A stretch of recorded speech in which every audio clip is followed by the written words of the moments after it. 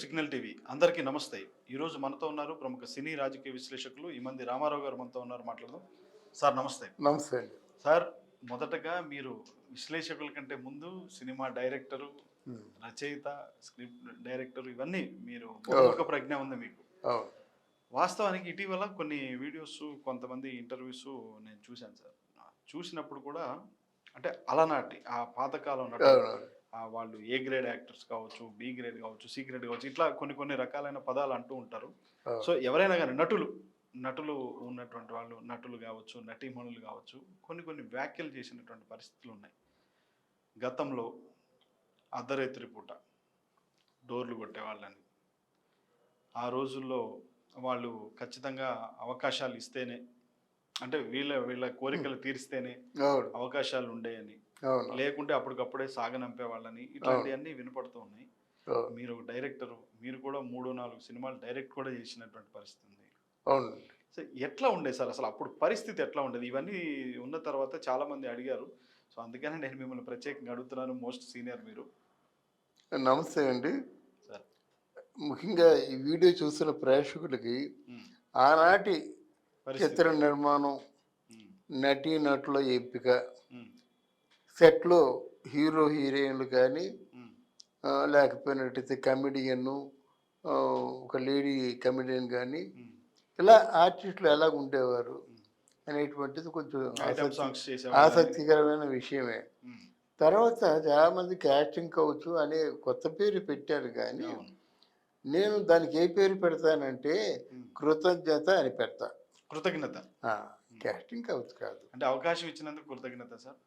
మా ముందు అంటే నేను 75 నుంచి ఉన్నా ఇండస్ట్రీలో. 75 నుంచి ఉన్నా. అంతకుముందు వెళ్ళేవాడిని, వచ్చేవాడిని, కానీ జర్నలిస్ట్గా ఆల్మోస్ట్ చాలా సీనియర్ అన్నమాట నేను. నాతో వాళ్ళు ఎవరు లేరు. అక్కడ ఎలా ఉండేదంటే ఒక ప్రొడక్షన్ కంట్రోలర్ ఉండేవాళ్ళు. ఆ రోజుల్లో ప్రొడక్షన్ కంట్రోలు పెద్ద కోటేశ్వరరావు అని, తర్వాత ఇక్కడ శాస్త్రి గారు అని, తర్వాత మణి అని, తర్వాత చెంచురామయ్య అని, వీళ్ళు ఉండేవారు అన్నమాట. వీళ్ళు ఎవరికి ఇంటర్వ్యూలు ఇచ్చేవారు, అపాయింట్మెంట్ ఇచ్చేవారు కాదు. వాళ్ళు పట్టుకోవాలంటే, ఫర్ ఎగ్జాంపుల్ శాస్త్రి గారిని పట్టుకుంది సిల్క్ స్మిత, స్టార్ అయిపోయింది. చెంచురామయ్యని పట్టుకుంది ఎవరు, మన వాణిశ్రీ, స్టార్ అయిపోయింది.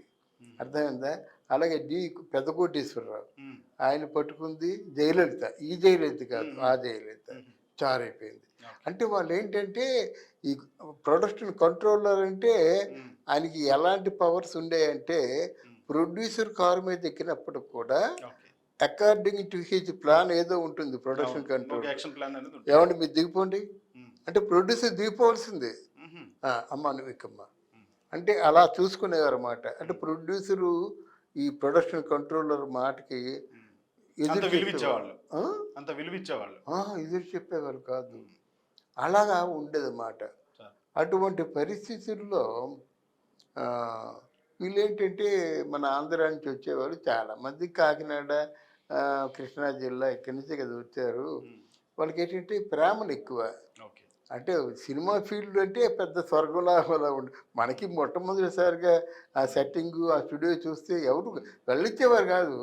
అంటే నా అదృష్టం, మొట్టమొదటి జర్నలిస్ట్ని కనుక మనం వెళ్ళాం. చాలాసార్లు నేను వెళ్ళింది శోభన్ బాబుతో వెళ్ళాను, అంతే రంగనాథ్తో కలిసి వెళ్ళేవాడిని. ఇదంతా ఉండేది. కానీ ఫస్ట్ ఫ్లోర్లోకి అడుగు పెడితే అదో ఎంత ప్రొఫైలర్స్ ఉంటాయి అక్కడ, సీనియర్ లైట్లు ఉంటాయి, 100 అడుగుల దూరంలో మనుషులు కూర్చుంటారు. సీనియర్ ఆనపన్నప్ప అంటే ఆన్ చేస్తాడు, జూనియర్ ఆనపన్నప్ప వీడు ఆన్ చేస్తాడు. ఒక్కొక్కటి 15 కేజీలు బరువున్న లైట్లు. ఆ ఉదయం ఎక్కిపోయినట్టయితే మధ్యాహ్నం 1 గంట దిగేవారండి.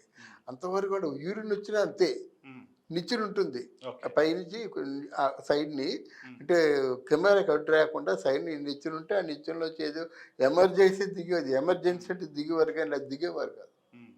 ఇదంతా ఎందుకు చెప్తున్నానంటే ఒక మాయాలోకంలా ఉంటుంది అక్కడే సెట్టింగు. అక్కడ మంచి జానపద చిత్రాలు, పూల తోటలు, పువ్వులు, కొమ్మలు, నీరు పారడం, ఇవన్నీ సెలయిళ్ళు అన్నీ అందులో ఉండే. మనకి భూతల స్వర్గం లాగా ఉంటుంది కదా. అటువంటి భూతల స్వర్గాన్ని చూసినటువంటి ఈ అమాయకులు ఏం చేస్తారంటే, అయ్యో మీ దయ వల్ల స్టూడియో చూసాం బాబు, ఆ సినిమాలో చిన్న ఛాన్స్ వాళ్ళకి అదే. అవును. ఆ చిన్న ఛాన్స్ వాళ్ళకి ఎలాగుంటుందంటే, అయ్యో మా ఇంట్లో దీపం పెట్టారు బాబు అంటారన్నమాట. అప్పుడు ఏంటంటే సినిమా వాళ్ళంటే ఒక కామనం, గౌరవం కాదు, కామనం. సినిమా అంటే వాళ్ళు వాళ్ళు వాళ్ళకి వీళ్ళు ఏదో కృతజ్ఞతగా ఉండాలి. అలాగే ఆవిడ ఆయన పట్ల ఉన్నటువంటి ప్రేమాభిమానాలతో ఆయన కూడా వేషాలు చెప్తుండేవాడు. ఇది నిరంతరం జరుగుతున్న ప్రక్రియ అన్నమాట. అప్పుడు ఫర్ ఎగ్జాంపుల్ గిరిజ ఉంది. గిరిజకి నెంబర్ ఆఫ్ సినిమాలు రేలంగి ఇచ్చాడు. మరి గిరిజ రేలంగి ఇద్దరికి మధ్య అండర్స్టాండింగ్స్ ఉన్నాయి కదా. అంటే కృతజ్ఞతగా ఉండేవాళ్ళ, ఆ? కృతజ్ఞతగా ఉండేవాళ్ళ. కృతజ్ఞత రెండో పిల్లంగానే ఉండేది. ఆయన వదిలేసింది నాశనం అయిపోయింది, అది వేరే విషయం. ఆ? తర్వాత పద్మనాభం చాలామంది తెలుసు. మరి గీతాంజలి ఉంది, తర్వాత ఈ రామకృష్ణ పెళ్లి చేసుకుంది. మరి ఆయనతోనే మొత్తం సినిమాలన్నీ తీర్చుకుంది, ఆ సినిమాల్లో క్యారెక్టర్లు వేసింది. అలాగా కస్తూరి శివరావు, శ్రీరంజన్ ఉండేది. వాళ్ళంతా చాలా పాలిష్డ్ మాట, ఎవరిని కన్నెత్తిని చూడదు. కానీ కస్తూరి శివరావు ఏమి ఇష్టపడ్డాడో తెలియదు, ఆయన్ని లైక్ చేసి అలా ఉంటారన్నమాట. అండర్స్టాండ్ అయిపోతారు. అలా శోభన్ బాబు ఉన్నాడు. శోభన్ బాబు మరి ఎందుకు ఆయన అంటే, ఆయనకి జయలలిత అంటే మహా ఇష్టం, ఆరాధ్య దేవత. మరి ఇద్దరు ఆల్మోస్ట్ వాళ్ళు సాధ్యం చేశారు, కలిసి ఉన్నారు కదా. ఇలాగా అందరూ ఉండేవారు అన్నమాట. ఇప్పుడు దీనిలో యాక్టింగ్ కౌచ్ అనే పేరు పెట్టేవాళ్ళు కాదు. రాత్రుల్లో షూటింగ్ జరుగుతుండేదండి, ఎక్కువ రాత్రుల్లో షూటింగ్ జరుగుతుండేది.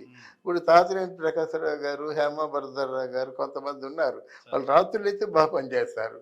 మధుసూదన్ రావు గారు ఉన్నట్టే మొత్తం ఫ్లోర్లో 4 ఫ్లోర్లలో ఒకేసారి షూటింగ్ జరుగుతుండేది. మధుసూదన్ రావు గారి శిష్యులు ఎవరు? కోదండరావు రెడ్డి, పిసి రెడ్డి, వీళ్ళందరూ మధుసూదన్ రావు గారి శిష్యుడు మాట. తర్వాత ఆదుర్ సుబ్బారావు ఉన్నారంటే మరి విశ్వనాథ్ గారు, టి కృష్ణ, వీళ్ళందరూ శిష్యుడు మాట. అలాగా శిష్యులు సెకండ్ యూనిట్ డైరెక్టర్లుగా ఉండేవారు, షూటింగ్ జరుగుతుండేది అన్నమాట.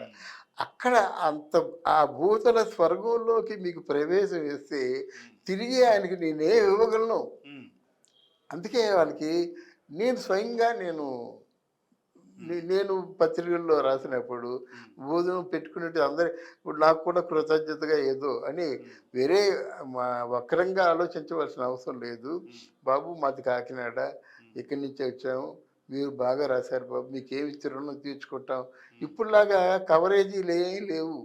అప్పుడు మామూలుగా కడుపు నిండా ఒక 4 కూరలతో భోజనం పెట్టడం, హృదయపూర్వకంగా నమస్కారాలు పెట్టడమే పాదానికి, అలాగుండేది. అందువలన అక్కడ యాక్టింగ్ కౌన్సిల్ ఏమి ఉండేవి కాదు నాయన. అయితే అది పెద్ద తప్పుగా కూడా భావించేవారు కాదు. అందువలన ఇటీవల ఎవరో మాట్లాడారు, తలుపు కొట్టారంటే, తలుపు ఎందుకు కొడతారు? ధైర్యం లేకంటారా? తలుపు కొడితే తలుపు తీయకపోతే అల్లరిపాలు అయిపోయింది, మగోడే కదా. ఇలా ఉంటాయి. మన వల్ల తప్పేమీ లేదు, ఆయన అంతా వాళ్ళదే తప్పంటే ఎలాగవుద్ది? మనమే సరే ఏంటి కదా, నాకేమైనా ఉందా అంటే ఇంటికి వచ్చేయండి ఏదో ఉంటుంది మాట. వాళ్ళకి మనం సీల్ పేపర్ చదువుతూనే చెప్తామండి, ఏమంటారు అనేది చెప్పుకుంటాం, మన దగ్గర తెలుస్తుంది, బయట తెలియదు మాట. ఆ రోజుల్లో అసోసియేటివ్ వీళ్ళందరూ ఉన్నారంటే ఎంత చాలా బాగా సరదాగా ఉండేవారన్నమాట. నాబోటి ఏదో అసిస్టెంట్ డైరెక్టరే చేస్తున్నప్పుడు కూడా నవల్స్ ఎక్కువ రాసేవాడిని. కొన్ని 100 నవల్స్ రాశాను, కొన్ని 100 కుటుంబం కోసం రాసేవాడిని. నేను ఏదో అలా ఉండేవాడిని, పరిశీలకుడిని. నేను ఎప్పుడు కూడా అప్పుడు రాసుకున్న రికార్డు ఇప్పుడు ఈరోజు ఏం చేశాను, ఎవరి సెట్లోకి వచ్చారు, ఏ వింత జరిగిందని రాసుకున్న అలాంటి కొన్ని సంవత్సరాల డైరీలు ఉన్నాయి. అందులో మంచి మంచి పాయింట్స్ ఉంటాయి అన్నమాట. అప్పుడు ఏమీ కాకపోతే కానీ ఇప్పుడు చాలా గొప్పగా ఉంటాయి పాయింట్స్. అంటే దీని మీద నాకు టైం ఉండేది కాదు. కానీ ఒక సిల్క్ స్మిత, సావిత్రమ్మ ఇంట్లో భోజనం చేయడం, రంగనాథ్ ఇంట్లో భోజనం చేయడం, శోభన్ బాబుతో మామూలుగా అక్కడ వుడ్లాండ్స్ అవుట్డోర్ వెళ్ళేవాళ్ళు, ఆ కారులోకి తెచ్చి ఇచ్చేవారు అనమాట. అలా కొంతమంది బాగుండేవారు. ఇక్కడ మోకడం, తర్వాత ఏమో వాళ్ళని టార్చర్ పెట్టడం, ఇట్లాంటివి ఏమీ లేవు నాకు తెలిసి. బాగా బాగా ఉండేవారు, కలిసిమెలిసి ఒక కుటుంబంలో ఉండేవారు. ఇప్పుడు ఇండస్ట్రీలో ఎవరికి ఏ కష్టం వచ్చినప్పుడు కూడా శోభన్ బాబుతోనే ఎందుకు చెప్పుకునేవాళ్ళు. నాకు తెలిసి శారద కాంచన, తర్వాత జయసుధ, మరి జయప్రద, తర్వాత అన్నీ చాలా చెప్పారు. అలాగే మరి వాణిశ్రీ గారు, అలాగే జయలలిత గారు, ఇలా చాలామంది ఆల్మోస్ట్ జయచిత్ర, వీళ్ళందరూ శోభన్ బాబుకి ఒక సొంత మేనమావలాగా కష్ట సుఖాలు చెప్పుకునేవారు. వాళ్ళు బాగా ఉండేవారు. వీళ్ళందరూ మనం other side of the coin ఆలోచించవలసిన అవసరం లేదు. చెప్తున్నాను కదా, దీనికి ఈరోజు చండాలమైన పేరు క్యాస్టింగ్ కౌచ్ అని పెడుతున్నారు. కానీ కృతజ్ఞత మీ వల్ల మీ పైకి వచ్చాం. శాస్త్రి గారి వల్లే స్మిత పైకి వచ్చింది. అసలు స్మిత ఫస్ట్ పిక్చర్ నేనే. సంగీత మా దాసరి గారి సినిమాకేమో శాస్త్రి గారు ప్రొడక్షన్ మేనేజరు, ఆయన తీసుకొచ్చాడు. నాకు కనిపించింది. ఆవిడ అంతకుముందు ఇంకోసారి చూశాను. అప్పర్ నైట్లో తడిగుడ్డ వేస్తుంది అన్నమాట. అక్కడి నుంచి ఏలూరు నుంచి వచ్చినటువంటి ఒక వర్కర్ ఇంట్లో, కానీ మంచి స్ట్రక్చర్ అంతా బాగుండేది. ఏదో బాగుంది అనుకున్నాను. అలాగే అతను ఆర్టిస్ట్గా ప్రత్యక్ష అయింది. ప్రత్యక్ష అయినట్టయితే ఆ శాస్త్రి గారు చెప్పారు, బాగా చూడగానే పట్టేస్తుందండి ఏదో ఆయన చాలా గొప్పలు చెప్పినట్టయితే. ఓన్లీ ప్రొడక్షన్ మేనేజర్కి ఎవరికైనా డైరెక్టర్స్ వాల్యూ ఇస్తారు, పెట్టుకుంటే చూద్దామని చెప్పేసి అందులో ఇద్దరు హీరోయిన్లు, రూపా చక్రవర్తి ఒకటి, ఈవిడ ఒక హీరోయిన్ అనమాట. అలాగా ఇప్పుడు పెద్ద అయిపోతే ఎన్నిసార్లు భోజనాలు పెట్టింది సిల్క్ స్మిత. ఆవిడకి అందరూ తినడం అంటే ఇంట్రెస్ట్ అట. అందరూ భోజనం చేయాలి, అందరూ ఎవరికి సహపంక్తి అంటే ఆవిడ చుట్టూ ఎవరు కొంచెం శ్రేయబులస్లుగా ఉన్నారు. వాళ్ళు ఎలాగున్నా 25 మంది కలిసి కూర్చొని తినేవారు. వాళ్ళ ఇంట్లో ఉండేవారు కాదు. వాళ్ళ అమ్మాయి, అన్నయ్య ఎవరు, వాళ్ళ తమ్ముడు ఎవరు లేరు. ఆవిడ ఒక్కతే ఉంది. దాంతోపాటు రాధాకృష్ణ అనేటువంటి ఒక ఆర్ఎంపీ డాక్టర్ ఉండేవాడు అన్నమాట. అది అలాగా ఎవరితో ఇష్టం పోతే ఏముందండి. రాత్రి తెల్లవాళ్ళు షూటింగ్ చేసినట్టయితే పరిస్థితుల్లాగా ఎవరైనా ఉంటారా? అది నమ్ముతారా మీరు? ఇప్పుడు ఊటీ వెళ్ళిపోయామండి, ఊటీలో 30 రోజులు ఉంటామండి. ఏం చేస్తాం మనం? మాట వరుసగా ఊటీలో 30 రోజులు ఉంటాము. చలి చంపేస్తుంది ఊరికైనా. ఎలాగంటే ఊటీలో అందులోనూ పొరపాటు డిసెంబరు జనవరి వెళ్ళినట్టయితే గడ్డగట్టు ఐసులా అయిపోతాం అన్నమాట. అప్పుడు ఎవరు తోచిన మార్గం వాళ్ళు చూసుకుంటారు. అంతకంటే సున్నితంగా నేను చెప్పలేను. అటువంటి సమయంలో వాళ్ళు జనరల్గా అందరికీ ఉంటుంది కాదంటే ఇష్టాలు ఉంటాయి. అంతే, ఇష్టాలతో పోతారు వాళ్ళు. పోను అని చెప్పడానికి ఒకరిని చెప్పండి, అది అవ్వదు. కనుక జనరల్గా అప్పుడు ఉన్నటువంటి ఒక కుటుంబంలాగా ఉండేవారు, మేనమామలాగా ఉండేవారు, అన్నయ్యలాగా ఉండేవారు. అలాగా చాలా చలోక్తులు. ఎందుకు మా యూనిట్లో కోటి రామకృష్ణ గారు నేను బాగా జోకులు వేసేవారు, విపరీతంగా జోకులు వేసేవారు. అందుకని నేను మేఘ సందేశం వెళ్ళినప్పుడు పోలవరంలో 4 రోజులు ఉన్నాం. 4 రోజులు ఏంటైతే 4 రోజులు పోలవరం గోదావరి ఒడ్డు కూర్చుండేవారు అన్నమాట. మంచి తమాషాగా ఉండేది. ఎలా చేస్తాం మరి దాన్ని క్యాస్టింగ్ అవుతాయండి. ఇప్పటికైనా అంతే కదా. ఇప్పుడు ఇష్టమైన వాళ్ళు ఎవరైనా ఆపగలుగుతున్నావా? ఇష్టమైన వాళ్ళని అంతే కదా. మళ్ళీ బయటకు వచ్చి పరిస్థితుల్లో చెప్పడం ఎందుకు? దండగా వేస్ట్ కదా, అది వేస్ట్ కదా అది. అందువల్ల అదేం కాదు. అది జనరల్గా ఇండస్ట్రీలో ఎప్పుడూ ఉన్నది. దీనికి నాగేశ్వరరావు గారు ఒక మంచి మాట చెప్పారండి. నాగేశ్వరరావు గారు మంచి మాట చెప్పారు. ఓ జర్నలిస్ట్గా ప్రశ్న వేశాను, నేనే మొదట్లో వేశాను జర్నలిస్ట్గా. మా ముఖం మీద 10 కిలోవాట్స్ ఒక లైట్ బర్న్ అవుతుంటే ఒక హీరోయిన్ పెట్టుకొని గట్టిగా చెంప రాసుకోవాలి, కావలించుకోవాలి, ఇటు దొరలాలి, అటు దొరలాలి. ఈ షూటింగ్ చేసి వెళ్ళిపోతే ఏం చేస్తామని మేము.